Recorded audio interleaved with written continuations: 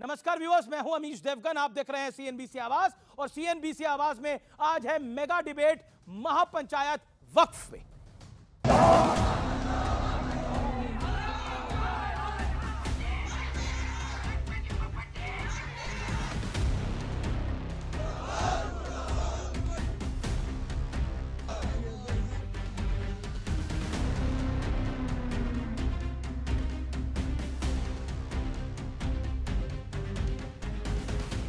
के नाम पर छिड़ी बहस पर 5 मई तक विराम लग गया है।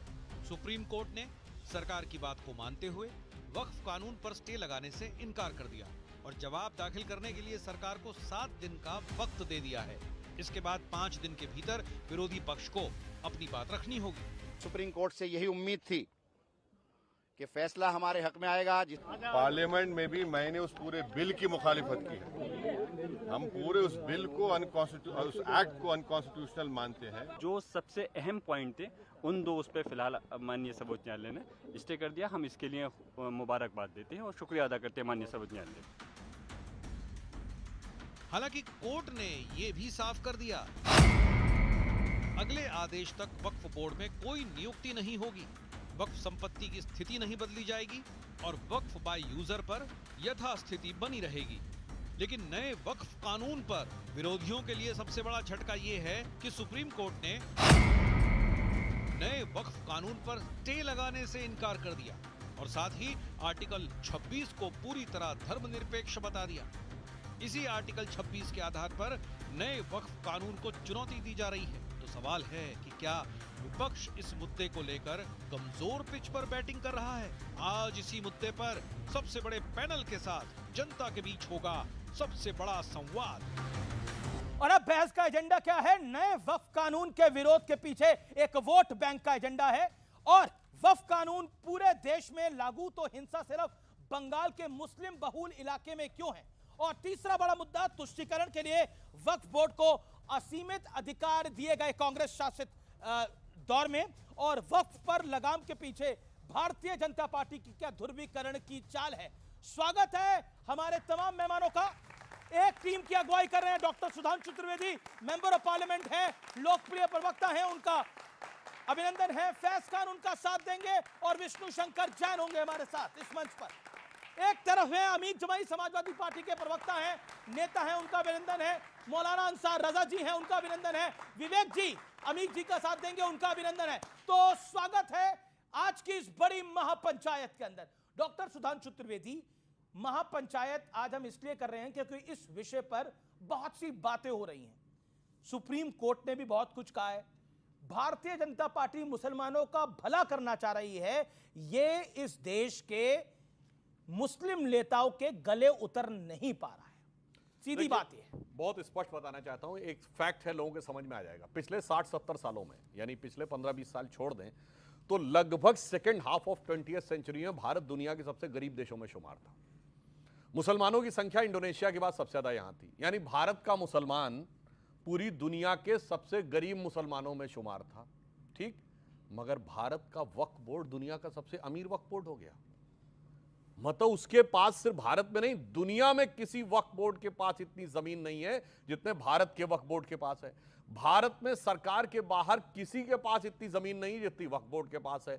दुनिया में किसी नॉन गवर्नमेंट इंस्टीट्यूशन के पास इतनी जमीन नहीं जितने भारत के वक्फ बोर्ड के पास है।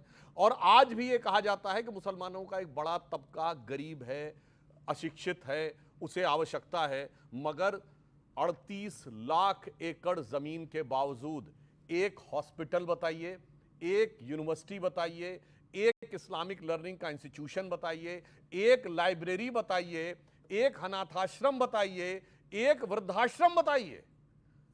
सब अगर इतना भी उस गरीब के लिए नहीं हो रहा है, इसके बाद इसके ठीक कंट्रास्ट में आपको 5 स्टार होटल बनने के उदाहरण हैं, फार्म हाउस बनने के उदाहरण हैं, शॉपिंग मॉल बनने के उदाहरण हैं, कमर्शियल प्रॉपर्टी में प्लॉट्स कटने के उदाहरण हैं। और इसके बाद आपको शायद पता हो कि लगभग 59,000 मुकदमे लिटिगेशन में प्रॉपर्टी हैं, उसमें 3,165 जहां पर मुस्लिम पीड़ित हैं जिन्होंने वक्फ बोर्ड के खिलाफ कर रखा है। तो वक्फ बोर्ड की शानदार मुकद्दस जमीन के साथ जो धोखा हुआ है, उसके लिए शायद वक्फ बोर्ड की जमीन क्या कह रही है कि बेकस पे कर्म कीजिए सरकार मदीना, गर्दिश में है तकदीर, भंवर में है सफीना। ओके, अमित के तो भाई। भंवर से निकालने का अमित काम मोदी जी कर रहे हैं। अमित के भाई अब आपका है और ओपनिंग रिमार्क 7 सेकंड का रहेगा, आप अपनी बात को रखिए। देखिए, दो चीजें बहुत अहम है राजनीति के अंदर, एक जो है प्रिसेप्शन क्या बनता है और दूसरा रियलिटी क्या है। प्रिसेप्शन आप कुछ भी बताइए, मोदी, बीजेपी, सुधांशु त्रिवेदी, अमित शाह, राजनाथ सिंह, योगी आदित्यनाथ, ये सब मुसलमानों के विरोधी है। आप नैरेटिव कुछ भी बना सकते हैं, लेकिन असलियत यह है कि गरीब मुसलमान को इस देश में साल दर साल कुछ मिला नहीं है। सच्चर कमेटी की रिपोर्ट इसकी प्रामाणिकता कहती है। तो गरीब मुसलमान को उसका हक मिल जाएगा तो क्या तूफान आ जाएगा आपके चाय के प्याले में। आदरणीय सुधांशु जी की जो बड़े भाई हमारे जो इनकी पार्टी है, अगर ये मुसलमानों को, इस देश के गरीब लोगों को भंवर से निकालने का काम करती तो वाह क्या बात हो जाती। लेकिन हम ये देखते हैं कि ये इस देश के लोगों को, जो गरीब लोग हैं, एक बड़ा तबका है, उनको कब्र में दफनाने का काम कर रही है। क्या कह रहे हैं कब्र में दफनाने का? कैसे कर रही है मैं आपको बता रहा हूँ। देखिए, अगर आप, भारत सरकार, हमारे देश के प्रधानमंत्री जी मोदी साहब, हम सबके प्रधानमंत्री हैं, हमारे हैं, आपके हैं, अगर आप कोई अमेंडमेंट लाते हो, अच्छी बात लाते हो, तो आपको अच्छी लगनी चाहिए। हमारी जो आवाम बैठी है वो सब कहें हमें कृषि बिल आप लाए हैं, हमें तो बड़ा अच्छा लग रहा है, हमारे पिताजी को अब दोगुना दाम मिल जाएगा, हमारे पिताजी आत्महत्या क्यों कर रहे हैं, शहीद क्यों हो रहे हैं। पूरे देश में बिल पास होने के बावजूद, बहुमत के बावजूद, सबसे कंट्रोवर्शियल बिल बना कृषि बिल। उसके बाद क्या बात है कि कोई भी बिल आपका, इस देश की जनता उसको कबूल नहीं कर पा रही। आप वक्फ बिल लाए, बड़ी अच्छी बात है, उसमें बहुत सारी कमियां हैं। हम चाहते हैं कि 2013 में, अमीश जी अगर आपको याद होगा, हमारे भाई साहब को भी याद होगा, शहनवाज हुसैन साहब ने 2013 के अमेंडमेंट में मोहर लगाते हुए एनडीए की तरफ से बोला था, उन्होंने कहा था कि ये बिल बहुत अच्छा है और हम ये चाहते हैं कि इस बिल के साथ इविक्शन एक्ट भी लाया जाए। इविक्शन एक्ट ला के जितनी भी सरकारी दफ्तर है जो वक्फ की ज़मीनों को कब्जा करके बैठे हैं, जिस पे सरकारी दफ्तर बने हुए हैं, एनडीए चाहती है, भारतीय जनता पार्टी है कि उसको भी हटाया जाए और हम भारतीय जनता पार्टी के बतौर उसमें मदद करेंगे। ये तो बड़ी अच्छी बात थी। लेकिन 13 को हमारे गृह मंत्री जी ने कहा, 60 सेकंड हो गए, 30 गृह मंत्री जी ने कहा कि जो 13 का अमेंडमेंट नहीं आता, इसको लाने की जरूरत नहीं थी। 13 में तो आपने समर्थन किया था। क्या बात है कि आपने वक्फ की जमीनों को कब्जा करने का प्लान बनाया था, देश के लोगों को कबूल। लेकिन क्या आपको लगता है, मैं राशिद अल्वी की स्टेटमेंट को कोट कर रहा हूं, राशिद अल्वी ने जो बयान दिया वो सबके सामने है। राशिद अल्वी ने कहा कि आखिरकार ये जो कुछ हो रहा है, अगर आप किसी को छेड़ोगे, यानी उन्होंने कहा कि ये एक्शन का रिएक्शन है। क्या आपको लगता है कि जब मुसलमानों को भड़काने का एक तंत्र एक्टिव है क्या? फैज खान। बिस्मिल्लाहिर्रहमानिर्रहीम, रब्बिश रहली सदरी व यस्सिर ली अमरी वहलुल उक़दतन मिन लिसानी यफ़क़हू क़ौली। भारत माता की जय, वंदे मातरम। जय श्री राम नहीं बोला, जय श्री राम, जय श्री कृष्णा, जय जिनेंद्र। राशिद अल्वी जी का जो बयान है ना, मैं उससे सहमत नहीं हूँ। यदि कोई पैगंबर हजरत मोहम्मद सल्लल्लाहु अलैहि वसल्लम के बारे में कुछ अपमानजनक शब्द कहे या फिर प्रभु श्री रामचंद्र जी के बारे में अपमानजनक शब्द कहे, उसके लिए हमारे देश में कानून है और उस कानून के तहत सजा दी जानी चाहिए। लेकिन विदेश का उदाहरण लेकर, सलमान रुश्दी का उदाहरण लेकर किसी की आंख निकाल लेंगे, दंगा कर देंगे, देश में गृह युद्ध कर देंगे, करबला कर देंगे, ये कहना इस्लाम के भी खिलाफ है और संविधान के भी खिलाफ है। मैं उनके बयान से बिल्कुल असहमत पर ये भड़काने का काम क्यों हो रहा है, मेरा पॉइंट ये है। मुसलमानों में शिक्षा की सब बताया ना कि हमने मुसलमानों को जी विधायक बनाया, सांसद बनाया, हमने वहां का मुख्यमंत्री भी बना दिया, फिर भी सच्चर कमेटी की रिपोर्ट करी है मुसलमान शिक्षा में सबसे पीछे। तो शिक्षा में सबसे पीछे है तो उनको बहकाना, वर्गलाना आसान होता है और ये लोग वही कर रहे हैं। और मैं एक बात यहां पर बताऊं, देखिए क्यों स्वीकार एकदम से नहीं कर पाते, कह रहे ना स्वीकार नहीं कर रहे हैं। मैं आपको बताता हूं, मैं भी मुस्लिम परिवार और ठेठ मुस्लिम मोहल्ले में पला बड़ा हूं और बचपन में हमारे मोहल्ले में भी तकरीर होती थी, घर से टीवी लेकर आओ, शैतान का डब्बा है, इसे फोड़ेंगे। तो मेरे मन में भी करता था अपने घर से टीवी लेकर आ जाऊं और उसे फोड़वा दूं। उनकी तकरीर सुन के मैं ऐसे हो जाता था। लेकिन जब बड़ा हुआ तो यही मौलाना लोग टीवी में आकर तकरीर कर रहे हैं, मेरे चैनल को सब्सक्राइब करो ये कह रहे हैं। तो बाद में उनको पता चला कि आईटी के लिए फोन, टीवी, कैमरा आईटी के लिए कितना जरूरी है। वक्त आने के साथ पता चलेगा। इंस्टेंट ट्रिपल तलाक खत्म करना मुसलमानों के हक में, सीए मुसलमानों के हक में, वक्फ अमेंडमेंट एक्ट मुसलमानों के हक पे। थोड़ा समय बीतने दीजिए, मुसलमान समझ जाएगा, आपकी चालों को समझ जाएगा तो इसे स्वीकार कर लेगा। ओके विवेक, जब आप देश के मुसलमानों को एड्रेस करते हैं तो वो आप बार बार, और बीजेपी को एड्रेस करते हैं तो आप एक बात कहते हैं कि ये देश के मुसलमानों के खिलाफ हैं, जी। अकलियतों के खिलाफ हैं। क्यों? देखिए, और जब इमरान मसूद कहते हैं कि 60 मिनट में हम कानून को बदल देंगे, तब आपका लॉजिक कहां जाता है? कोई वैसे तो लॉजिक आप नहीं सुधांशु है। त्रिवेदी को बोलते हैं कि आप लोकतंत्र की हत्या हम कर रहे हो, बदलेंगे संविधान की कानून। हत्या कर रहे हो। 60 मिनट में सारे लॉजिक समाप्त हो अब जाते वो हैं। 60 मिनट लगे, 60 घंटे या 2 महीने, यानी कि 60 दिन, टाइम पीरियड तो 60 कॉन्स्टिट्यूशनली मिनट बोला चलेगा। इमरान मसूद ने। हाँ, तो बोला है तो हम कानून बदलेंगे 60 मिनट में? इंडिया अलायंस अगर 60 सत्ता मिनट में बदलेंगे? और प्रक्रिया अपना समय लेगी, लेकिन उन्होंने भावनाओं में बोला कानून तो बदला जाएगा। ये नहीं कंटिन्यू करने देंगे इनको हम जिस तरीके से चला रहे हैं। ये देखिए सबसे बड़ा मजाक दुनिया का, जिसका नाम है Rashtriya Muslim Manch, with due respect to Faiz भाई, ये सबसे बड़ा मजाक है। ये कहते हैं साहब आप मुझे बताइए आप कितनी सीटें मुसलमानों को देते हैं? एमएलए बनना जरूरी नहीं है मुसलमानों के लिए, मंत्री बनना जरूरी नहीं है, मुख्यमंत्री बनना जरूरी नहीं है, एजुकेशन मिनिस्टर बनना जरूरी नहीं है, प्रेसिडेंट बनना जरूरी नहीं है, नौकरियां करते रहो, लेकिन हम तुम्हारे सगे हैं। आप मुझे बताइए ये सरकार मुसलमानों को क्या रिप्रेजेंटेशन पार्लियामेंट और असेंबली में देगी? पहला सवाल। ओके सुधांशु जी, अब ये पहले सवाल पे रुकिए, और मेरा निवेदन है कोई इंटरवीन नहीं करेगा। आज ये बहुत बड़ी डिबेट है और मेरा निवेदन है देश आज इस चर्चा को देख रहा है, इसलिए बहुत सुधांशु त्रिवेदी देखिए आज साफ गोई से बात होनी चाहिए। विवेक श्रीवास्तव आपके धुर विरोधी हैं, अमीक जमई आपके धुर विरोधी हैं, और मौलाना अंसार रजा अपने वक्तव्य को अपने तरीके से रखते हैं। एक बात सत्य है कि आखिरकार मुस्लिम रिप्रेजेंटेशन आपकी सरकारों में नहीं है, वो कहीं ना कहीं खराब मैसेज उसका भी देता मैं है। जवाब देता हूं। इसका पहले साफ एक गोई चीज से का जवाब दे दीजिए। दूं, जी। मुझे उम्मीद करता हूं विवेक जी बीच में और interrupt देश नहीं सुनेगा करेंगे, आपके जवाब। अपने टर्न का इंतजार करेंगे। जी। इन्होंने फैज भाई के लिए कहा कि सबसे बड़ा मजाक है राष्ट्रीय मुस्लिम मंच। मैं तो कहना चाहता हूं मेरे भाई, सबसे बड़ा मजाक तो आज कम्युनिस्ट पार्टी बन गई है, जो कहती है धर्म एक अफीम है, मगर साहब वो सबसे बड़े खुदाई खिदमतगार बन के खड़े हो जाते हैं। जो ये कहते थे कि किसी धर्म का साथ नहीं लेना चाहिए, वो पीरजादा अब्बास सिद्दीकी की फुरफुरा शरीफ के Yes! साथ खड़े होते हैं। अगर आपको याद हो, सलमान रुश्दी के खिलाफ जब अयातुल्लाह खुमैनी का फतवा जारी हुआ है, उस फतवे के विरोध करने वाले कम्युनिस्ट पार्टी थी पहली, कि अभिव्यक्ति की स्वतंत्रता पे हमला है, आज साथ में खड़े हो जाते हैं। तो इनके लिए कहना चाहूंगा, पल भर में ये तोला है, पल भर में ये माशा है, कहते ये तमाशा है और खुद ही तमाशा है। अब मैं जवाब देता हूं कि मुसलमानों के बारे में, और मुझे मनोज कुमार का एक गाना याद आ गया, क्रांति का, उई शमाशा उई उई शमाशा, आज इस पूरे तमाशे को देखकर। ओके अब सुनिए, जो मुसलमानों की बात कही, देखिए मैं एक बात बताना चाहता हूं, मुझे इसमें बस थोड़ा 1 मिनट का समय लगेगा। जी, जो मैंने पार्लियामेंट में बोला था उसको थोड़ा सा एलिब्रेट कर दूं। एक दौर में मुस्लिम समाज बहुत बड़ा नॉलेज का सेंटर था, बिल्कुल जायज 10th बात। सेंचुरी के आसपास बगदाद का बैतुल हिकमत का मतलब सेंटर ऑफ नॉलेज, वो पूरी दुनिया के नॉलेज का सेंटर था। और उस समय क्रिश्चियन समाज जो था उस कट्टरपंथी में था। जब बैतुल हिकमत के लिए किताबों के लिए रिक्वेस्ट गई कॉन्स्टेंटिनोपल के राजा, यानी आज के इस्तांबुल के राजा किंग जस्टिनियन के पास, तो जानते हैं जस्टिनियन काउंसिल ने क्या कहा?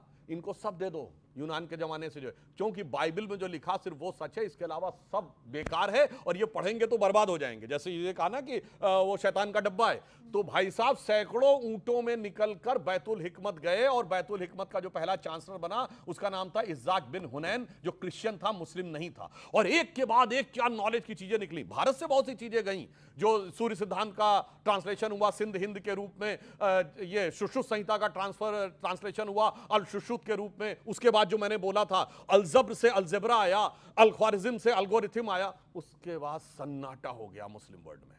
500-600 साल तक एक कोई साइंटिस्ट नहीं पैदा हुआ। और मैं पाकिस्तान के एक बहुत बड़े थिंकर है उनका बोल रहा हूं, साहब एक बाल पेन की निब नहीं बना पाए, एक वाइपर नहीं बना पाए, और उसके बाद कहा कि हम साहब वेस्टर्न सिविलाइजेशन से लड़ेंगे। 500-600 साल के बाद यदि एक बड़ा साइंटिस्ट पैदा हुआ, I am talking about not India, आलम इस्लाम में, तो डॉक्टर APJ अब्दुल कलाम। मगर दुख की बात क्या है, एक लाइन बोल दूं, 2007 का साल मुझे याद है जब कलाम साहब का सेकंड टर्म होना था। हम चाहते थे कलाम साहब को सेकंड टर्म मिले, मगर कलाम साहब को सेकंड टर्म देने के लिए ना DMK राजी थी, जिस तमिलनाडु के थे, ना सपा राजी थी, ना RJD राजी थी। मगर 2007 का ही वो साल है जब अफजल गुरु, जो संसद के हमले का मुख्य आरोपी सुप्रीम कोर्ट से सजा याफ्ता हो गया था, उसको फांसी नहीं हो उसके लिए सब साथ खड़े थे। आप सोचिए, अफजल गुरु को बचाने के लिए खड़े, कलाम साहब को रोकने के लिए खड़े, फिर कहते हैं कैसा मुसलमान और किसके साथ। साहब सोचिए, छोड़िए क्या होता है MLA MP बनाने से। मैं तो कहना चाहता हूं MLA MP बनने से मुस्तकबिल सुरक्षित नहीं होता है। अरे आप तो वो थे किसी जमाने में शहंशाह आलम, बादशाह गाजी जिंदा पीर, बादशाह आलमगीर, हुक्मरान वक्त, निजामुल मुल्क, हुजूर नवाब, और आज कहते हैं साहब हम मजलूम हो गए। एमएलए एमपी तो लेते रहे, काहे मजलूम हो गए? ओके, क्योंकि अंसार रजा अभी तक बोले नहीं है, अंसार रजा अभी तक बोले नहीं है। अंसार रजा, फिर मैं अमीक जमाई की बात हूं। अंसार रजा, आपके पास मैं आता हूं। क्या आपको लगता है कि ये जो पूरा वक्फ का पूरा, क्योंकि ये बहुत बहुत बड़ा विषय है, वक्फ पर जो ये इतना बड़ा मंथन हो रहा है, लेकिन जब बंगाल में हिंसा होती है उस हिंसा को भी जस्टिफाई करने का प्रयास होता है। दुख तब होता है जब इस देश के कुछ बड़े मुसलमान नेता या फिर देश की बड़ी ऑपोजिशन पार्टी के नेता कहते हैं कि हम ममता बनर्जी के साथ खड़े हैं। अखिलेश यादव ने बोला ममता बनर्जी के साथ खड़े हैं, राशिद अल्वी ने उसको जस्टिफाई करने का प्रयास किया। तो दुख तब होता है, तकलीफ तब होती है।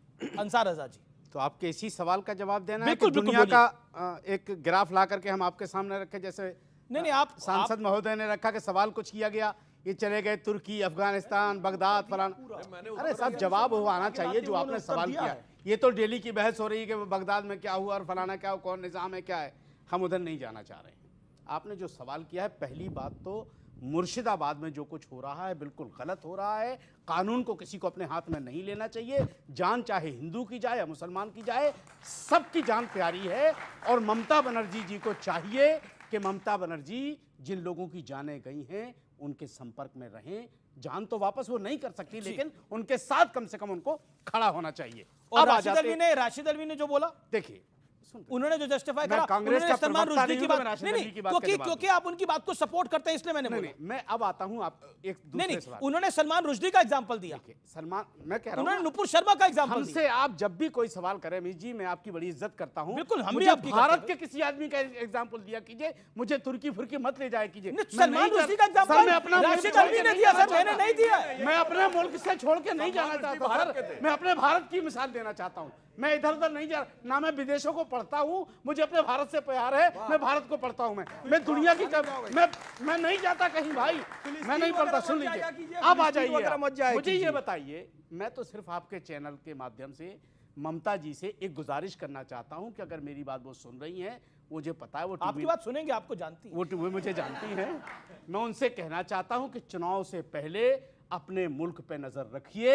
भाजपा सत्ता पाने के लिए अपने मुल्क पे कुछ भी करवा सकते, उसे मुल्क का मान रहा है अपने सूबे में। अरे अपने सूबे, गलती से मुल्क सूबे निकल में, गया। पश्चिम बंगाल में ये गलत कर दिया आपने। पश्चिम बंगाल पश्चिम बंगाल एक भारत का अभिन्न अंग है, राज्य है, मुल्क नहीं है दूसरा। सर, भारत का हिस्सा। कई लोगों की मुल्क बनाने की कोशिश है, होगा नहीं। अपने सूबे पर, अपने चिकन में कलेक्ट करने की बात कर रहे थे, सच्चाई इनके मुंह से निकल गई है। अरे ठीक है, सुधांशु जी जवाब देंगे। ओके भाई, मुझे पता है कितने पढ़े लिखे हो यार, चुप रहो। सुनो, अभी किस नेता के साथ खड़े थे पता चल रहा है, जिनको ये नहीं पता मौलिक अधिकार क्या है और नीति निदेशक तक तो क्या उनके सपोर्ट में बैठे हुए थे आप। थोड़ी देर में वो भी वीडियो चलेगा, अनएडिटेड वीडियो चलाना, कौन पढ़ा लिखा और नीति निदेशक तक किसी की पढ़ाई लिखाई की, अरे किसी का पढ़ाई लिखाई का रिकॉर्ड नहीं हो रहा भाई।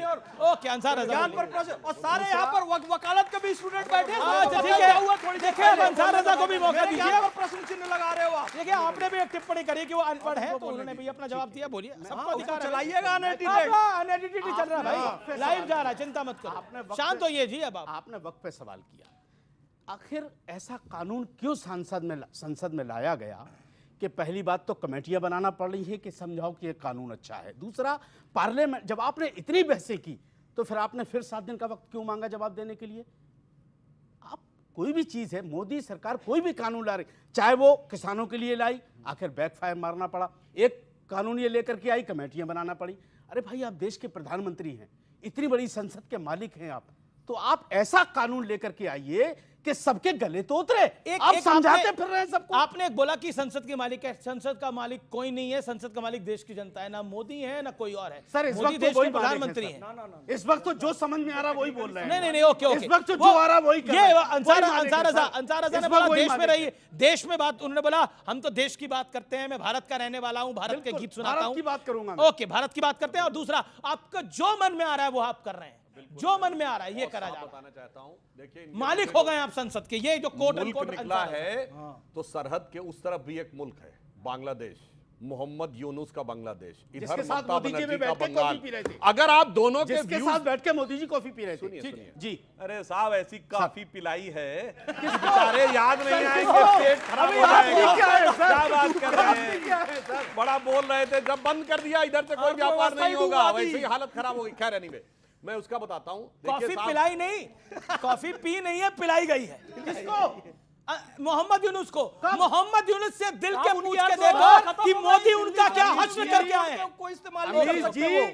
जिस यूनुस के मुल्क में हमारे हिंदू भाइयों को कत्लेआम हुआ, उसके मुंह पे थूकना चाहिए था। जिसके पे ऐसे होता है कि थूकना चाहिए था। थूकना चाहिए। अरे उसकी अर्थव्यवस्था खराब कर दिया। अब फैज खान आप शांत रहिए। फैज खान, सुधांशु त्रिवेदी, सुधांशु जी एक सेकंड जवाब देंगे। सुनिए, एक सेकंड सुनिए, कह रहे हैं यूनुस सुधांशु के जी, मुल्क में कत्लेआम हुआ तो उसके मुंह पे थूकना चाहिए था, और ममता की जागीर में कत्लेआम हुआ उसे पूजना चाहिए था। हमने क्या कहा कि उनको ये है अमित खेरा।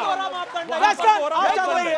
फैज खान, सुधांशु त्रिवेदी बोल रहे हैं, आपकी टीम के लीडर बोल रहे हैं, लेट हिम स्पीक। कि मुझे बाहर से बात नहीं करनी, सिर्फ यहां बात करनी है। तो मैं पूछना चाहता हूं, ये जय फिलिस्तीन वालों के खिलाफ क्यों नहीं बोला गया? हमास के पक्ष में नारे लगाने वालों के खिलाफ क्यों नहीं बोला गया?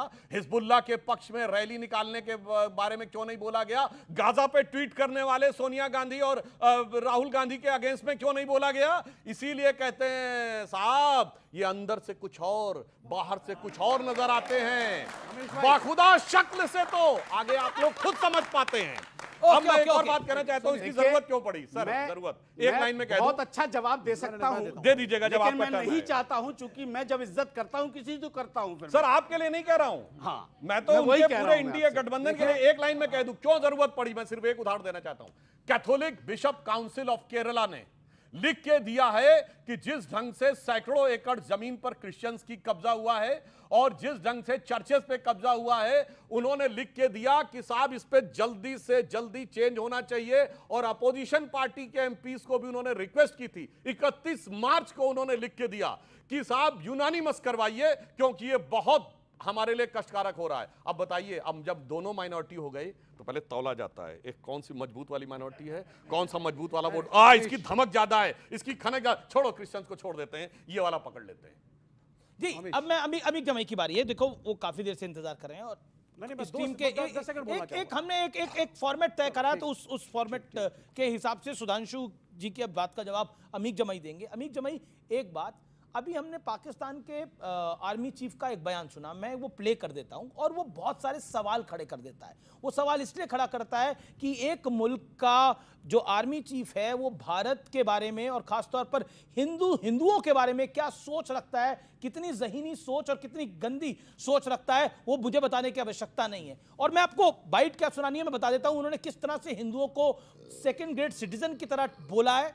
क्या आपको लगता है कि कहीं ना कहीं भड़काने का काम बॉर्डर पार भी है और भड़काने का काम यहां से भी है? आर्मी चीफ के जो पाकिस्तान के लोग हैं अभी भारत के बारे में जानते नहीं हैं। ये वो चोट है जब पाकिस्तान के 2 चिथड़े उड़ा दिए थे इंदिरा गांधी जी ने, और हमारे मरहूम अटल बिहारी वाजपेयी साहब ने जो है दुर्गा का खिताब इंदिरा जी को दिया था। आज उस बांग्लादेश में शेख हसीना तक, मुजीब से लेके हसीना तक, जो बांग्लादेश भारत के साथ जान से, दिल से, जिगर से जुड़ा रहा, चाहे वो हमारे मनमोहन सिंह जी रहे हों, चाहे वो हमारे प्रधानमंत्री मोदी जी रहे हों, शेख हसीना को वो अपनी सगी बहन की तरह से मानते थे। लेकिन जब ये देश टूटा बांग्लादेश, आज वहाँ पे पाकिस्तान का कब्जा होने का जो पूरा कार्यक्रम था, भारत ने बैठे बैठे उसको अपनी आंखों से देखा है कि कैसे ISI ने, चाइना ने बांग्लादेश पे कब्जा किया, और हमारे हिंदू भाइयों के साथ जो कुछ हुआ, हम तो ये कहते हैं कि वहाँ पे फौज उतार देनी चाहिए थी, जैसे इंदिरा गांधी ने फौज उतारी थी वहाँ पर। दूसरी बात, एक छोटी बात, देखिए मैं अपनी पार्टी की तरफ से जो छोटी बातें वक्त पे कहना चाहता हूँ। आज कोई चर्चा नहीं कर रहा है। नहीं, मैं इसलिए बोल रहा हूं क्योंकि उन्होंने बोला पाकिस्तान जो क्रिएट हुआ वो फाउंडेशन ऑफ हिंदी हेट्रेड पर हुआ, एंड उसके बाद वी मुस्लिम रिजेक्टेड हिंदू मुस्लिम को existence and carved out Pakistan. ये पाक आर्मी चीफ ने बोला, और अपने बच्चों को ये बताइए। एक सेकेंड, और उन्होंने सीए को लेकर, वक्फ को लेकर भी बहुत सारी बातें बोली। मेरा प्रश्न ये है कि बॉर्डर के उस पार और बॉर्डर के इस पार, क्या आपको लगता है कि, और अमन की आशा के जो तार जोड़ने का प्रयास होता था इस देश के अंदर, क्या आपको लगता है कि बॉर्डर के उस पार और बॉर्डर के इस पार कहीं ना कहीं कहीं ना कहीं भारत में भी भड़काने की कोशिश है देश के मुसलमानों को। मेरा सवाल ये इसलिए है क्योंकि ये हो रहा है। चीन और पाकिस्तान के मामले में भारत का हर नौजवान, चाहे वो फैज साहब हो जो दक्षिणपंथी संगठन में बैठे हुए हैं, चाहे वो हमारे भाई हो रजा साहब हो, अमीर जामाई हो, एक एक दो साथी जहां बैठे हैं, अपना खून इस मादरे वतन के लिए जब जरूरत होगी प्रधानमंत्री जी ऐलान करेंगे, एक एक खून भारत की सरहद पर मिलेगा। मैं आपसे दो बात जो इंपॉर्टेंट कहना चाहता हूं, विष्णु भाई भी हमारा आ गया, मैं ये कहना चाह रहा हूं कि सर्वोच्च न्यायालय ने जो आज टिप्पणियां करी हैं, ये ऐसी गंभीर टिप्पणियां हैं जिस पे दो बातें समाजवादी पार्टी को हम कहना चाहते हैं कि आप जो वक्फ बाई यूजर, आप कहते हैं मुसलमानों के पास इतना जमीन है, इतने लाख करोड़ जमीन है, 90% उसमें कब्रिस्तान और मस्जिदें हैं, दरगाहें हैं। आप बताइए कि एक कब्रिस्तान में आमदनी क्या होती है? हमारे यहाँ, आपके यहाँ गांव में जो शमशान है उसमें कोई आमदनी होती है क्या? कब्रिस्तान की पैसा आमदनी की लगाना बात नहीं पड़ता कर है। रहे, वो कह रहे हैं कि अगर इतनी बड़ी लैंड है, रेलवे के बाद, आर्मी के बाद सबसे बड़ी लैंड है, और आमदनी कितने 100 करोड़ रुपए है, सिर्फ कितने हजार करोड़ चाहिए, अमीश जी, वो किसको मिलेगा? गरीब मुसलमान को मिलेगा। अमीश जी, जो झटका मिला है आज ओके, झटका मिला है सुधांशु त्रिवेदी। आज मैं आता हूं विष्णु शंकर जान के पास। उपराष्ट्रपति ने क्या बोला है इस बिल पे, वो बात मैं चाहता हूं सुधांशु भाई बोले उसको, लेकिन हमारा ये कहना है कि जो आपका जमीन हड़पने का कार्यक्रम था वक्फ बाई यूजर के जरिए, आज सुप्रीम कोर्ट ने उस पर रोक लगा दी। आप चाहते थे Hindu endowment board, Sikh board, किसी में मुसलमान के होने का क्या जरूरत है? सिख लोग जो अपना गुरुद्वारा चलाते हैं उसमें मेरा आपका क्या काम है? धर्म सबको आजादी देता है, स्वतंत्रता देता है कि आप उसको मैनेज करो। ठीक है, मंदिर को चलाओ। संक्षेप में, अब आपने कम से कम 2.5 मिनट बोला। Okay, Sudhanshu Trivedi 50 second, then Vishnu Shankar. Step by step बताना चाहता हूं जो इन्होंने बात की। जब आर्मी चीफ ये बोल रहा है कि it is we Muslim who created Pakistan believe in two nation theory, अब माफी मांगनी चाहिए जो कहते हैं सावरकर ने और फलाने ने ढिमाके ने टू नेशन थ्योरी दी थी, माफी मांगनी चाहिए। अब तो पाकिस्तान का आर्मी चीफ बोल रहा है कोई स्टेप नहीं। अब सुनिए, दूसरी बात मैं बताना चाहता हूं, two nation theory sir Syed Ahmed Khan ने दी थी उस जमाने में, 1888 1887, लखनऊ 1887, और सुनिए 1888 मेरठ, और उस जमाने में सावरकर साहब 3-4। अच्छा, हमसे क्या मतलब पाकिस्तान बन गया? हमसे क्या मतलब? भारत के मुसलमानों से क्या मतलब? इसलिए कि भारत के मुसलमान अपने मादरे वतन के साथ लगे रहे, अपने जैसे सब लोगों ने देश को आजाद कराया, मिलजुल के हम आगे बढ़े। और क्या यह बात सही नहीं है कि इस देश के हिंदुओं ने मुसलमानों से वादा किया था कि जो इस मिट्टी में अपने बाप की कब्रें ढूंढते हैं, हम पूरी जिंदगी बतौर हिंदू एक एक मुसलमान की सुरक्षा करेंगे। आज सुरक्षित है मुसलमान? अब मैं जवाब दे दूं। पहली बात, ये सरासर झूठ है।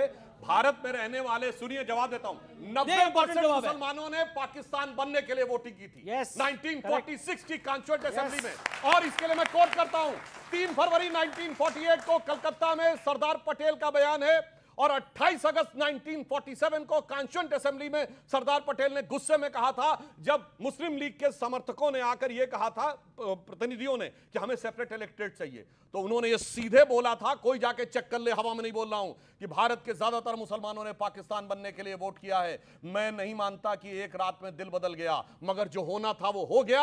अब अलग सेपरेट इलेक्टेड, अलग आइडेंटिटी, अलग कानून की बात बिल्कुल सरदार पटेल साहब ने आगे चलने के पहले दिन से। और मैं एक और बात अपनी बात को रख ले, आप अपनी बात में फिर बोलिए। आपको पता मोहम्मद अली जिन्ना कहां से चुन के गया था 46 कॉन्स्टिट्यूएंट असेंबली में? ना रावलपिंडी से, ना पेशावर से, ना लाहौर से, ना कराची से, ना ढाका से, चिटगांव से, मुंबई की बाइक क्या मुंबई के नहीं? अब मैं बताना चाहता हूं, बिल्कुल मैं आपको मौका दूंगा, पूरी बात दीजिए, पूरी बात होगा, आपको मौका मिलेगा। और रही बात इसकी, बहुत जो पाकिस्तान में हो रहा है ना, कह रहे हैं जो बांग्लादेश में, याद करिए बांग्लादेश की अपोजिशन पार्टी तो बीएनपी थी, बांग्लादेश नेशनल पार्टी, जिसने जमाते इस्लामी को सबसे पहले सर पे चढ़ाया। 2001 में जमाते इस्लामी का एक मिनिस्टर बनाया। आज कहां है बांग्लादेश नेशनलिस्ट पार्टी? जमाते इस्लामी है। सोच लो, चिंगारी का खेल बुरा होता है, औरों के घर में आग लगाने का सपना अपने घर में ही सदा खड़ा होता है। जो हम नॉबिंग करता है उसका हर्ष नहीं होता। और लास्ट में मैं कह दूं आर्मी चीफ के लिए, ये बहुत बोल रहे हैं, पाकिस्तान की नेशनल असेंबली में पाकिस्तान के एमपी का पाकिस्तान के विदेश मंत्री के सामने दिया गया बयान है। उसने कहा, शाह महमूद कुरैशी साहब बैठे हुए थे, पाकिस्तान के आर्मी चीफ आए और उनके पांव कांप रहे थे। ये फ्लोर ऑफ द हाउस पे दिया गया बयान है, और उन्होंने कहा, खुदा का वास्ता है अभिनंदन को वापस कर दो, वरना शाम तक इंडिया अटैक कर देगा। ये तो हैसियत है। 14 में पूरे देश के हिंदुओं से जब प्रधानमंत्री ने बोला कि अब ये यूपीए खत्म हो चुका है, मैं पहला हिंदू हूं जो प्राइम मिनिस्टर बन के भारत को बचाऊंगा, सरहद को बचाऊंगा। और ये पहले आदमी थे बगैर पासपोर्ट वीजा लिए पाकिस्तान में घुस गए, जाके बिरयानी खा के आए। किसने बोला था? हम तो चाहते थे कि पाकिस्तान का इलाज हो, हम तो चाहते थे पाकिस्तान का इलाज हो, लेकिन वो बांग्लादेश जिसे भारत ने 2 चिथड़े में उड़ाया था, वो पाकिस्तान को, क्या बात है कि आईएसआई का आज वहां पे अड्डा है। ये अंतरराष्ट्रीय नेता प्रधानमंत्री हमारे हैं ना, अंतरराष्ट्रीय, राष्ट्रीय तो है ही नहीं, अंतरराष्ट्रीय। पूरा चाइना का वहां पे कंट्रोल हो गया उनका आर्मी पे, बांग्लादेश पे, और हमारे हिंदू लोग मारे गए। और मोहम्मद यूनुस से जो हिंदू मारे गए बांग्लादेश में, जो मारे गए। नहीं, मुझे भैया एक बात बताओ, जब पाकिस्तान के अंदर हिंदुओं का विस्थापन हो रहा था और वहां मारा जा रहा था, अफगानिस्तान में मारा जा रहा था, आपके सपोर्ट वाली सरकार थी, क्या करा था आपने? क्या करा था आपने? हिंदुओं को विस्थापित करके ट्रेनें कट के आई थी, क्या करा था आपने? नहीं। जब पंडित नेहरू, जब इसीलिए पंडित नेहरू मेरी बात पूरी थे वहां पर, क्या मेरी बात पूरी नहीं हुई है जी। मैं आपसे ये पूछ रहा हूं कि आज दुनिया के सबसे शक्तिशाली प्रधानमंत्री है, उनकी आंखों के सामने जब मोहम्मद यूनुस बैठे हैं, पहले आदमी हैं हमारे देश के प्रधानमंत्री मोहम्मद यूनुस, बोले आप सरकार बनाओ, हम आपके साथ हैं। 2 बात आप वहीं से भाषण से मंचवा पे बोलते हैं ना, टेलीप्रॉम्प्टर लेकर आप बोलते हैं कि हमारा एक भी हिंदू माइनॉरिटी के साथ कुछ हुआ तो भारत चुप नहीं। ओके, जवाब एक सेकंड सुधांशु, जैन साहब क्या कोर्ट में मामला गड़बड़ा गया है? ऐसा बार-बार मैसेज ये आ रहा है लंबा चौड़ा। टोटल वक्त पर वापस आते हैं। टोटल गलतफहमी फैलाई जा रही है। सबसे पहले मैं आपको बता दूं, खेल बिगड़ गया है? कोई खेल नहीं बिगड़ा है, ना कोई खेल था। ये बिगड़ने वाला है? नहीं, ये मौसम बिगड़ने वाला है? कुछ नहीं, हम आपको स्पष्ट रूप से बता दें, हम किसकी? ये तो लिखवा के है ना, समझने वाले समझ रहे हैं, ना समझे वो अनाड़ी। लिखवा के अंसार रजा मुस्कुरा रहे हैं तो मतलब कुछ लेकर आया ना। ओके, बोलिए। देखिए, आप प्लीज बोलिए सर। सबसे पहले मैं आपको बता दूं कि सुप्रीम कोर्ट ने खुद ये चिंता व्यक्त की और इसको नहीं बताया जाता है। सुप्रीम कोर्ट ने अपनी हियरिंग में कहा कि दिल्ली हाईकोर्ट वक्फ पे जान के हम शॉक में हैं। सुप्रीम कोर्ट ने अपनी हियरिंग में ऑब्जर्वेशन दिया कि इस वक्फ अमेंडमेंट एक्ट में ऐसे बहुत सारे प्रावधान हैं जो स्वागत लायक योग्य हैं। और साथ ही साथ अमीश जी, मैं आपको बताना चाहता हूं कि सुप्रीम कोर्ट ने अपनी आज की हियरिंग में सॉलिसिटर जनरल साहब ने अंडरटेकिंग दी है कि जब तक इस मामले की फाइनल हियरिंग नहीं हो जाती 5 मई तक, तब तक 2 प्रावधानों को हम इंप्लीमेंट नहीं करेंगे। कोई इंटरिम ऑर्डर नहीं है, पहली बात। और दूसरी बात मैं कहना चाहता हूं, अभी मैं यहां पे सुन रहा था, जरा आप मुझे बताइए, बहुत विरोध है, बहुत दर्द है अमीश जी कि 2 non Muslim member Waqf council of supreme court ने तो बोला स्टेटस को रहेगा, मतलब अभी कुछ नहीं। एसजी ने, सॉलिसिटर जनरल ने स्टेटमेंट दिया है कि अभी हम कुछ नहीं करेंगे। सुप्रीम कोर्ट का आदेश नहीं है, सरकार ने। इस बात में फर्क होता है, दोनों बात में बहुत बड़ा फर्क है। सॉलिसिटर जनरल ने कहा, तुषार मेहता साहब ने, कि अभी हम कुछ नहीं करेंगे जब तक फाइनल हियरिंग नहीं हो जाती है। Point number 1। Point number 2, Amish ji, इस बात को जरा मैं बताना चाहता हूं, जरा इन सारे लोगों से पूछिए, अभी सारे अलग अलग एक्ट का हवाला दे रहे थे। वक्फ एक्ट 1995 नॉन मुस्लिम्स पे लागू क्यों होता है? अमित जवाब, ठीक है अमित जवाब। देखिए विष्णु भाई, क्यों लागू होता है? क्यों लागू होता है? विष्णु भाई, तो 2 नॉन मुस्लिम मेंबर इसीलिए 2 नॉन मुस्लिम मेंबर है, उन पे लागू होता है। मैं आपके चैनल के माध्यम से कहना चाहता हूं, हटा दीजिए वक्फ काउंसिल से 2 नॉन मुस्लिम मेंबर और वक्फ बोर्ड से, पर वक्फ एक्ट 1995 हम पे लागू भी नहीं होना चाहिए। ओके, जवाब। विष्णु भाई, वैसे जैन भी मिनोरिटी है, जैसे अंसार रजा मिनोरिटी है, अमीर जमाई मिनोरिटी है, हम माइनॉरिटी नहीं मानते, मिनोरिटी हम अभिन्न अंग है। किसका? हम इस पूरे सनातन समाज का अभिन्न अंग है, हम माइनॉरिटी नहीं है। देखिए विष्णु बहुत इमर्जिंग। ऐसी माइनॉरिटी 1% हो गए, 24% इनकम टैक्स देते हैं। ऐसी माइनॉरिटी है 39 लाख एकड़ जमीन ले कहते हैं हम तो कुछ है नहीं भैया, अमीर जवाई अंसार रजा का जवाब भी जरूरी है। बहुत इमर्जिंग वकील है, मैं इनको बड़ा पसंद करता हूं, विरोध के बाद पसंद करते हैं आप। सुनिए तो मेरी बात, पूरे देश में से बोल रहे हैं। अरे सुनिए ना, सुन ही रहा हूं मैं। अरे विचारधारा का टकराव है, उन्होंने वकील विचारधारा का टकराव है, अच्छे इंसान है, लेकिन उन्होंने वकालत पे बात नहीं करी। सुप्रीम कोर्ट ने जब बोला हमारे एजी को, सरकार के जो हमारे वकील सरकारी, ये बताइए महोदय, ये जो हिंदू मंदिर हैं, का उसमें दूसरे लोग भी हो सकते थे मेंबर के? नहीं, कोई जवाब नहीं था उनके। नहीं है जवाब, दूसरा जवाब नहीं दिया ना। मैं जवाब दे रहा हूं। मेरी बात पूरी सुनिए, तो आप ही तो बैठे थे सामने। चलिए, दूसरा उन्होंने कहा कि जो वक्फ बाय यूजर है, 200 साल पहले 300 साल पहले मस्जिद है या कुछ है, उसका क्या इंतजाम करेंगे आप? ये उसको खत्म करना चाह रहे थे कि जिससे बड़ी बड़ी जो प्रॉपर्टीज अमीक भाई, अभी जो सुनवाई इन्होंने खत्म नहीं हुई है। अडानी इसको अभी वादा किया सुप्रीम था, कोर्ट की सुनवाई अडानी खत्म नहीं इसको- हुई है, अभी सुनिए, शुरू हुई एक है सेकंड, सुनवाई। आप ये आप गलत किसी कोट का कर रहे हैं बात साहब, पूरी हो जाए, ये बात गलत पूरी हो कोट कर रहे हैं जाए, अमीक बात भाई। पूरी हो जाए। नहीं, मन नहीं, गलत गलत कर कोट रहे कर हैं। रहे हैं। जी, अभी वर्क सुनवाई बाय शुरू हुई है। यूजर डी-नोटिफाई आप नहीं कर सकते। नहीं, ये सरकार आप ने उसको- अंडरटेकिंग दी है, ये सुप्रीम कोर्ट का एंट्री ऑर्डर नहीं है।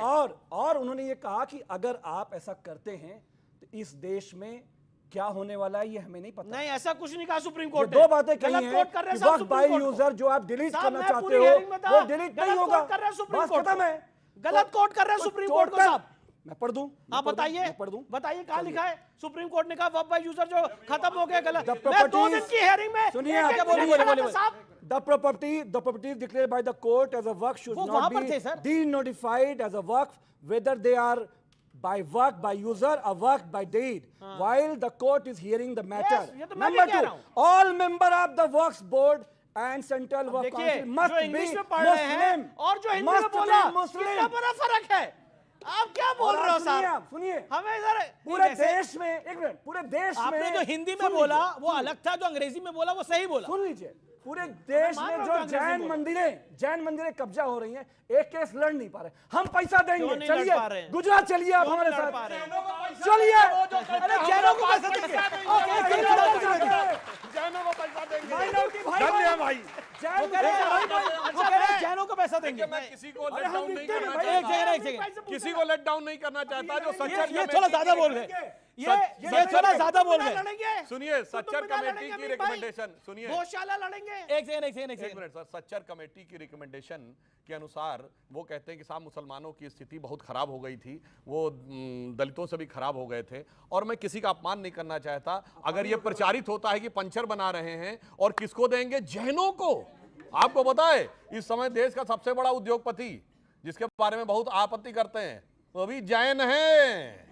आप समझिए, जैनों को देंगे। सबसे बड़ा बिजनेस हाउस जैन है, इन्हें पता ही नहीं है, बड़ी बड़ी कंपनियों के मालिक। इसे कहते हैं सुनिए, इसे कहते हैं, मतलब इसको अन्यथा नहीं लेना चाहिए। मैं किसी के अगेंस्ट में नहीं कह रहा हूं, इनके मुंह से जो निकल गया। हम लोगों का उस जमाने में एक डायलॉग होता था पुराने जमाने में कि नवाबियत चली गई मगर अभी भी नवाबी वाला जलवा नहीं गया। दिल बड़ा वो है। कहते थे भैया खाने बड़ा का है। ठौर नहीं है और शौक समाजवादियों का नवाबों दिल वाले। बड़ा है। ओके ओके, ये सब- लेकिन सब- देखिए अमीश भाई, ये जैनों की बात जाती हो है। रही है। मैं अमीश भाई, एक बात जाती कह है रहा ये। हूं, अगर जैन समुदाय का अमीश भाई, आप जाती इनकम टैक्स कलेक्शन देख लें, सर, उनकी सर, नेटवर्थ देख लें, तो पाकिस्तान की जीडीपी के बराबर होगी लगभग। और इस देश के सिख समुदाय का भी आप देख लें तो वो भी यही होगा। ये दोनों बड़ी एंटरप्रेन्योर कौम है और इनका बहुत सम्मान है। इसलिए आप जैनों को देने की बात कर रहे हैं, ये देश को दे रहे हैं, ये देश को दे रहे हैं। ओके ओके ओके, सवाल किसका है? वो हाथ खड़ा करें और सवाल पूछे। ओके जनाब, आप पूछिए। बिल्कुल आऊंगा आपके पास। सुधांशु जी, ऐसे कानून आप जनता को पहले समझा क्यों नहीं देते हो? पॉइंट कि भाई तुम जो है ये दंगे फसाद ना हो और उसके बाद ये कानून आए। विवेक जी से मेरा सवाल है अपने कि विवेक से सोचिए, विवेक ही है। अभी ये बोल रहे थे कि अगर हमारी बात नहीं सुनी जाएगी हम बापूजी का सिद्धांत अपनाते हुए रास्ते पे निकलेंगे। बिल्कुल तो निकलेंगे। ये जो मुर्शिदाबाद में हो रहा है, क्या ये गांधी के सिद्धांत के अनुसार? वो सब क्या मुर्शिदाबाद सुन लीजिए, में महात्मा सुन लीजिए, गांधी के बाद काम हो रहा है? सुन क्या लीजिए, महात्मा पहले- गांधी की बात पे अमल हो रहा है? आप सुनिए जो पहले। हिंसा हो रही है। आप सुन लीजिए, 20 सेकंड दे दीजिएगा हाँ, मुझको। 20 सेकंड दिए। किसानों का आंदोलन था, मैं भी जाता था, पहले बोला क्या खालिस्तानी हो और पकड़ो इनको, ये देश तोड़ने जा रहे हैं। सुनिए पहले, अब मेरा टर्न कांग्रेस है, ने बोला। सुधांशु भाई मेरा टर्न है। कांग्रेस ने उसके बाद फिर क्या बोला इन्होंने? वहां पे अलग अलग पोस्टर लगा के बोला ये नक्सली है सारे, ये नक्सलाइट्स है, ये मूवमेंट नक्सलियों की है, इसको तोड़ा जाए। 700 किसान मरा, सरदारों का मजाक उड़ाया गया। ये कैसे किसान है जो पिज्जा खा रहे हैं, मरने के बाद माफी मांग के बिल को वापस लिया। यहां पर भी वही हो रहा है। मुर्शिदाबाद पे सवाल पूछा गया, मुर्शिदाबाद जवाब में दीजिए। इनकी साजिश है, बोला सुनिए, इनकी साजिश है। एक मिनट अब बोलता हूं, अब ये मुर्शिदाबाद, 700 किसान अब मुर्शिदाबाद में सुनो। आप बोल रहे हाँ, हैं हाँ। कि बोला गया है। आप इसका मतलब खालिस्तानी इस पर बोला आगे गया। करना चाहते तो हैं, ये इस पर बताइए खालिस्तान जिंदाबाद के नारे कौन लगाता है? किसी ने नहीं लगाए, किसी सरदार ने जो किसान आंदोलन में था, जी, बड़ी खालिस्तान जिंदाबाद के नारे नहीं लगाए। सवाल और प्रोटेस्ट चलेगा। अब आप शांति इनकी ओके, साजिश ओके, है। माता जी आप कुछ कहना चाहती हैं? ओके, क्या कहना चाहती हैं आप? बोलिए। अरे भाई, खड़े होकर बोलिए, खड़े होकर बोलिए। वहाँ पे सबने चारों तरफ से खालिस्तान के नारे लग रहे हैं। ये आपने वो किसान है। अच्छा ठीक, ओके सुधांशु बोलिए, फिर मैं आपसे सवाल लेता हूं। तो पंजाब में हमारी सरकार नहीं है, आम आदमी पार्टी सरकार है, उसने भी तंबू उखाड़ दिया। ये बेगानी शादी में अब्दुल्ला दीवाना, मतलब कोई लेना देना नहीं, हवा में लट्ठे बांध रहे हैं। चलिए आप अब्दुल्ला दीवाना ना बने, मेरा निवेदन है। ओके, आप विवेक दीवाने हैं और वैसे ही रहे। ओके, अरे आप मुर्शिदाबाद में बोल दिया, आप इतनी देर में नहीं बोला।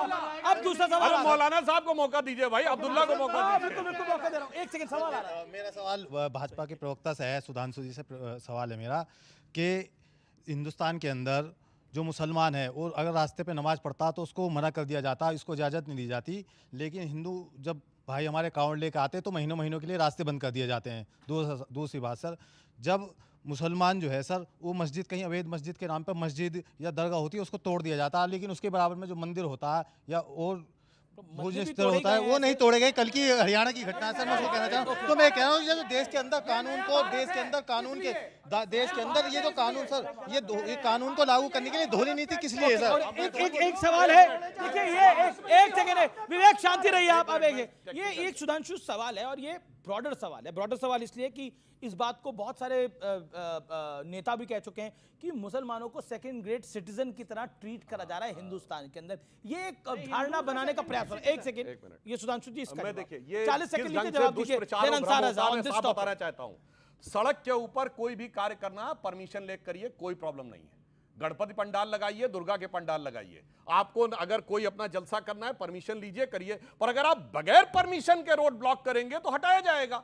सिंपल सी बात है, मैं चैलेंज करके कहता हूं, नमाज पढ़ने की परमिशन कहां दी गई, दिखाइए। दूसरी बात मैं कहना चाहता हूं, वो कह रहे परमिशन दी नहीं जाती। ठीक है, आपने अच्छा सुनिए 2014 से पहले की दिखाइए परमिशन। सड़कों के ऊपर तमाम वो है, उस जमाने में हमारी सरकार नहीं दी परमिशन। अच्छा चलिए, परमिशन दिखाइए, आपने रिक्वेस्ट दिखाइए कभी 2014 से पहले। वक्त है एक ब्रेक का, देखते रहिए CNBC आवाज।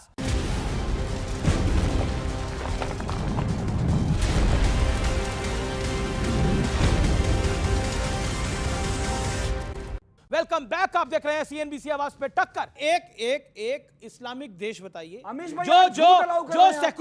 जो सेकुलर हो और जहां पर डेमोक्रेसी प्रिवेल करती हो, जहां पर लोकतंत्र हो, जिसकी दुहाई आप लेते हैं। आप मलेशिया गए कभी? हाँ जी, मलेशिया गए कभी आप?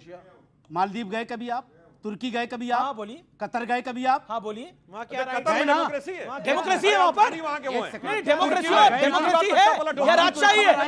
डेमोक्रेसी है या राजशाही है? वहाँ पर किंग होता है या क्या नहीं है?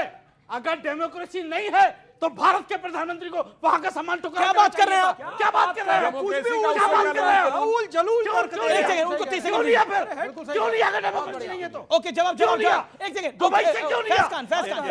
फैस खान ये निहायती बचकाना तर्क है। आप डेमोक्रेसी प्रश्न 20 सेकंड आप प्रश्न ये आ रहा है 20 सेकंड किसी मुस्लिम देश में डेमोक्रेसी है कि नहीं है, जहां इस्लामिक रिपब्लिक ऑफ पाकिस्तान, जितने इस्लामिक रिपब्लिक हैं एक में भी डेमोक्रेसी नहीं है, ये सत्य है। अब सुनिए मेरी बात, मोदी क्यों नहीं है?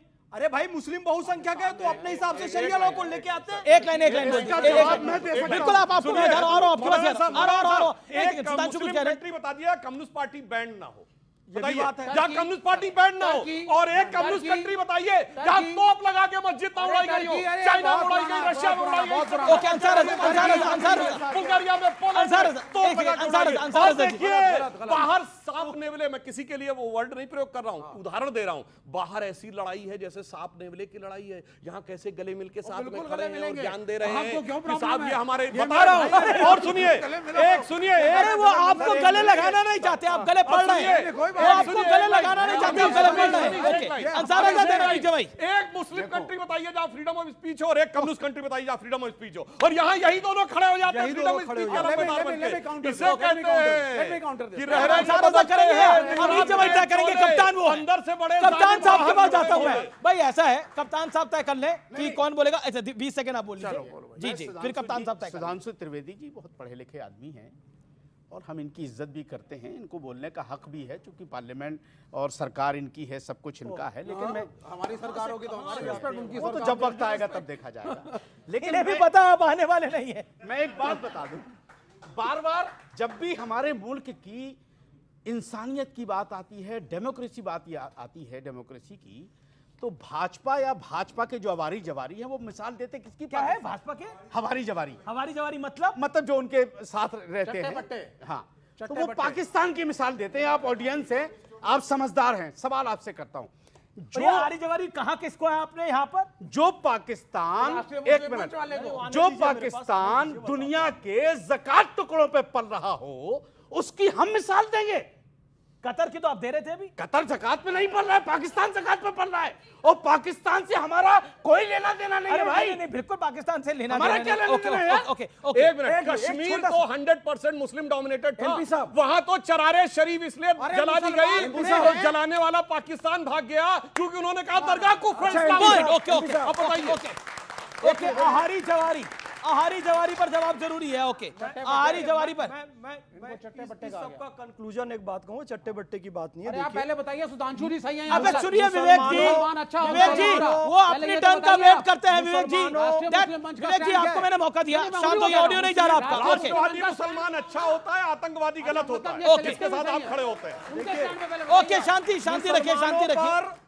यदि पूरी दुनिया में प्रश्न चिन्ह लगाए जा रहे हैं कि एक भी देश में डेमोक्रेसी नहीं है, ये सत्य बात है, किसी मुस्लिम देश में डेमोक्रेसी नहीं है, ये सुधांशु जी ने सत्य कहा। क्या लेना देना? यहाँ पर अब हम इस देश में आते हैं कि देश का मुसलमान, मतलब दुनिया में तो कहीं डेमोक्रेसी है ही नहीं, और भारत का मुसलमान सबसे कम टैक्स दे रहा है, लगभग नहीं के बराबर दे रहा है। इसमें मुसलमानों के खिलाफ क्या फालतू बात कर रहे हैं? ये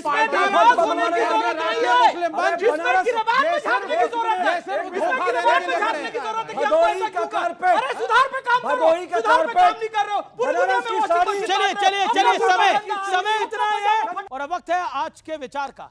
अनुशासन एक ऐसा तरीका है जो उसमें कामयाब हो गया वो हर काम में जीत सकता है। तो फिलहाल सीएनबी से आवाज के टक्कर में इतना ही। आपको मेरा नमस्कार, शुभ रात्रि।